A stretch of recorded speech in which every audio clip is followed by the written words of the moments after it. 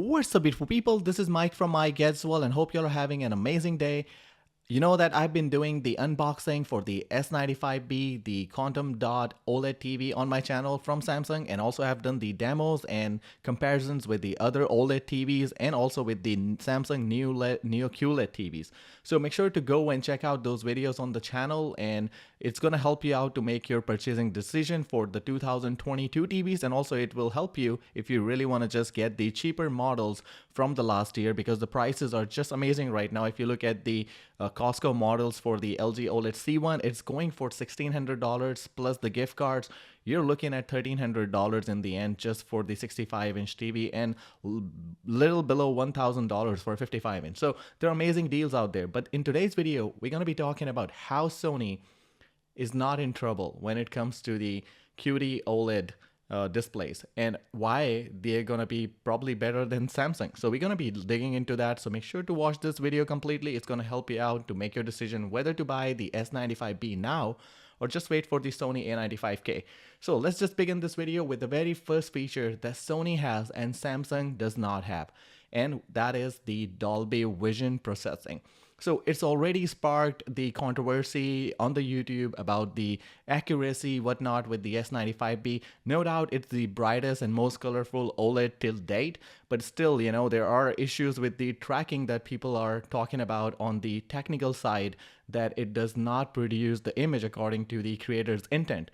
So that's the thing with the Samsung here that, you know, people are now worried about. So if you go with the Sony A95K, you have actually the HDR filmmaker mode, you have the IMAX enhanced mode, and also you have the Dolby Vision, which is mastered in a way so that you get the creator's intent, and on paper and also in reality, it's superior to the HDR when it comes to the picture accuracy and color accuracy. So we're going to be looking into that with the Sony A95K. Now, the second thing that Sony has ahead of the Samsung, that is their built-in technology for the speakers, the sound that comes from the screen. So they have the actuators in the screen built in, and the sound comparison, if you do with the Samsung, there is no competition. Sony is well ahead when it comes to the speakers built into the screen, producing amazing deeper sound and clarity, and you could use that speaker as a center channel as well. So if you're talking about the Sony, it's already ahead in these two features. Now, let's just talk about the third feature. So if you remember last year, Sony A90J, what it did with the WRGB panel, it actually was the brightest OLED for the year. Availability, I'm talking about in US, it was hands down the best TV of the 2021, and they were the brightest one. That's the main thing you have to notice.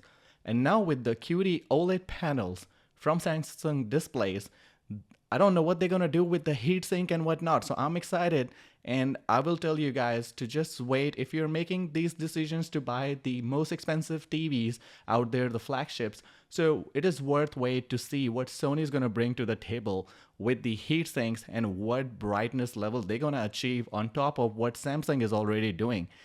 So these are the three main advantages that I've talking about, right? So now let's talk about the build design as well. So with the Sony, they have the new design this time. We're gonna see how it's gonna look, but I'm not gonna say that Sony has advantage over that. But design-wise, I have discussed already about the speakers built into it, and you're looking at really heavy, sturdy stand and a really elegant look. Even though Samsung S95B looks amazing as well, but it's not something to call a point for the Sony A95K. So what is going to score the point is the Sony's built-in XR processor, the cognitive intelligence that Sony has is really hardly to be matched with the Samsung's processing, because Sony has been doing it for the last 2 years with the X1 processor, with the XR. It was a leap ahead when it comes to the XR processing. So think about that XR processing as well, and how the Sony's cognitive processor is gonna bring a lot on the table because of their mastering. And also, I will say this, their motion is amazing. So we're looking at the motion on the Sony as well, and we're looking at the processing for the depth enhancement and making that content to come to the life kind of content. So if you're looking on the screen, it's going to do that advanced enhancement. So you're looking at kind of like 3D image, the way it does the, the adjustments to the image. I don't know how much it is closer to the creative intent because Sony is doing its own thing, but the way they did it last year, it was just amazing. Alright guys, so last but not the least, it's kind of something that gets overshadowed, but the Sony Bravia Core. It is one of the most amazing streaming services that I have ever experienced. If you have the Sony TV, make sure to go to the Bravia Core app and redeem the movie Spider-Man No Way Home. It is in the IMAX, so the ratio that you get for the IMAX, you get the full screen advantage. So if you have a 65-inch screen, let's say, for the Sony A95K, that's the maximum size you have. You can utilize as much as you want with the expanded aspect ratio of the Sony Bravia Core with the IMAX enhancement that they have. So that's one of the features that is ahead of the Samsung already. So if we say Sony is in the trouble, I would assure you guys that Sony is not going to be in the trouble.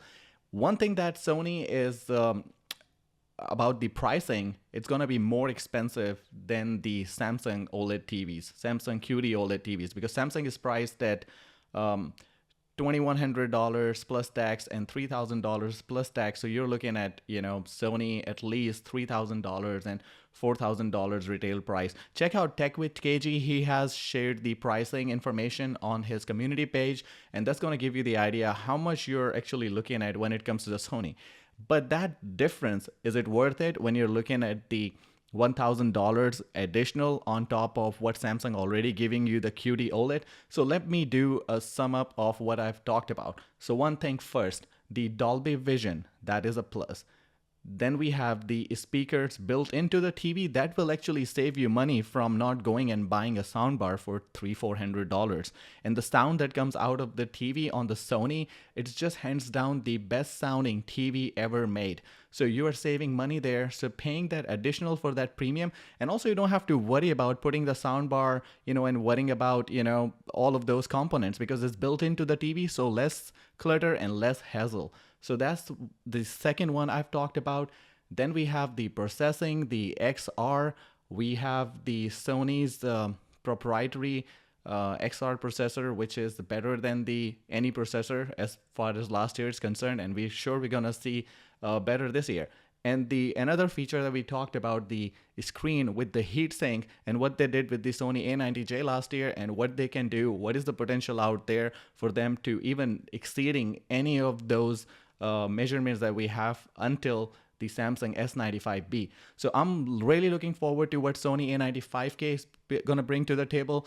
Don't just take this into the account from coming from somewhere about the emotion. And I know what you guys are thinking. Sony is not in trouble. And that's all I have to say in this video, guys. I hope you really enjoyed the content. Make sure to hit a like on this video and subscribe to the channel. And I'll make sure to do the side-by-side comparison when I get the Sony A95K. That's all from this video, guys. Take care. Peace out.